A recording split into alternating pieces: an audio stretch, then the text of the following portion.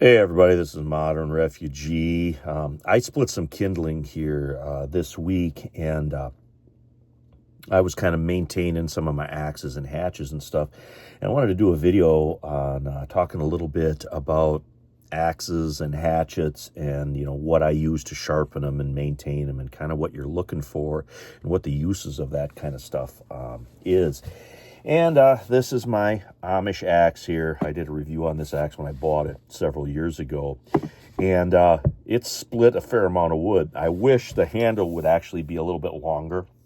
And when it comes to axes, if your handle is too short, when you go to like split your wood or whatever, it doesn't line up properly. It's almost like a stock on a firearm. You need the right length for your body height and the length of your arms and that kind of stuff.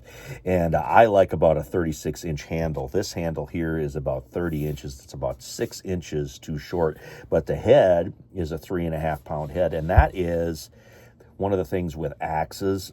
The weight of the axe head generally will be placed on the axe when you purchase it. It'll be a sticker, or maybe sometimes it'll be actually stamped into the axe head.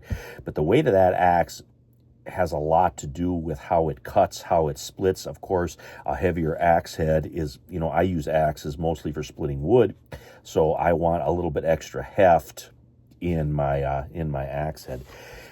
Axes generally come pretty dull when you purchase an axe, so you want to make sure you have a little bit of an edge on here, but you don't want it too sharp. And what I did with this axe when I first got it is I took a file, and it doesn't matter, it could be a triangle file like this one here, or it can be a flat, what they call bastard file, and you can, file these axes to get a little bit more of an edge on them. But you don't want to file this edge too thin, because then you have a tendency to chip this edge, and you want a little bit of a thickness in this part of the axe right here in this edge. You want the sharp edge to bite into the piece of wood, and then you want the thickness of the back of the head of the axe to actually split and separate the wood fibers, so it splits the wood. So you want it sharp enough to bite in, but you don't want it too sharp where it's going to chip your edge, damage your edge, because the sharpest edges are always the thinnest.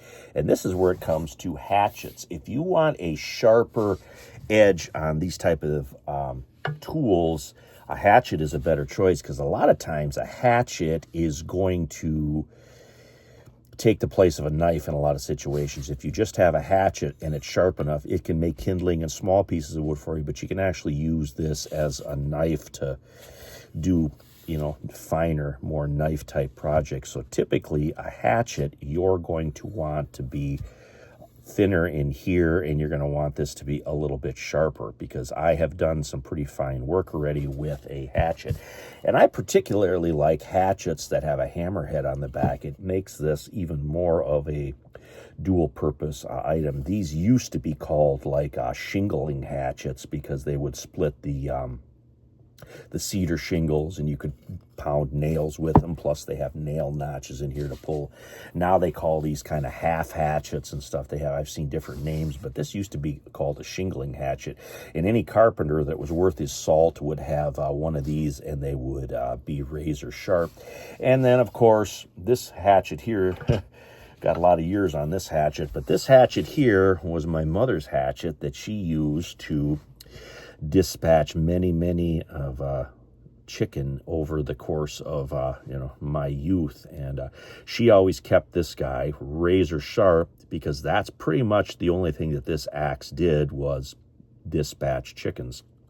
And well, of course, once you want the animal to be dispatched as quickly as possible, and with a razor sharp hatchet like this one is here, it would do that quite efficiently. And just a little guy, not a very big hatchet at all. And I actually made the handle for this guy here, and it's not a perfect job, but I did it quite a few years ago. But it's still holding, and that's all that matters. But hatchets, you want hatchets to be good and sharp, and you want your axes to be just sharp enough to bite into the wood so they can split it. Now, of course, if you want to you have a felling axe to, chop down a tree, you're going to want that sharper than you do like a splitting axe. And this gets into, the efficiency of cutting trees down.